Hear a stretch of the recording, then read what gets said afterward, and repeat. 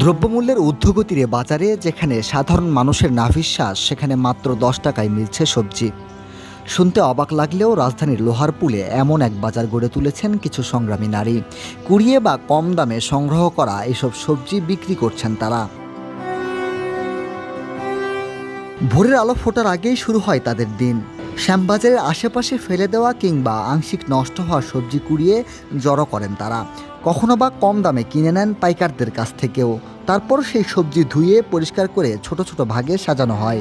প্রতিটি ভাগের দাম রাখা হয় মাত্র 10 টাকা।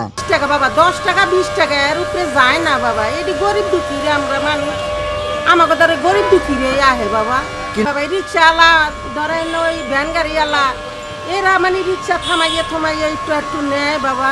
তাদের তো উপকারী হয়। হ্যাঁ, উপকারী হয় বাবা। এটা তার রাস্তা না, একটা গল্লির মধ্যে আমরা বইয়া বেশি বাবা। মনে করেন এই বাজারে যদি বড় বাজারে যায় তাহলে এগুলি 10-20 টাকায় পাবে না। লোহারপুলের এই খোলা বাজারে প্রতিদিনই বসে তাদের এই ছোট্ট আয়োজন।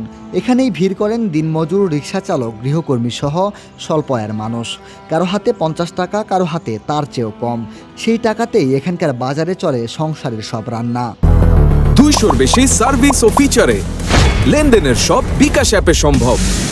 গরিবের জন্য আর কি, আমাদের আগে বড় লোক ঢুকে যায়, বড় লোক কিনে আমরা একটু মনে করেন ভাঙ্গা চূড়া দাগি টাগি এগুলাই না ভাগা টাকা দেই, বুঝছেন না? এগুলা এই 2 পয়সা কমের লেগে আর কি এগুলা নিতে আহে। বাইরের লোকটা বাইরে তো বেচে, বাইরে তো মনে করেন অনেক দাম ডবল, এখানে এলে একটু কম পায়।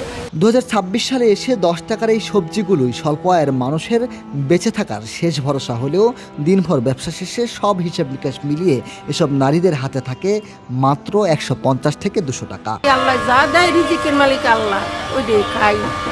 এটি যদি ওখানে বেচতে পারি বাবা, এখন তো আর বেচন যাবে না, ওখানে আর কাস্টমার আসবে না। হয়তো এটি উঠাইয়া থিলে এটি পুছে যাবো গা, ভালাই দেবো বাবা।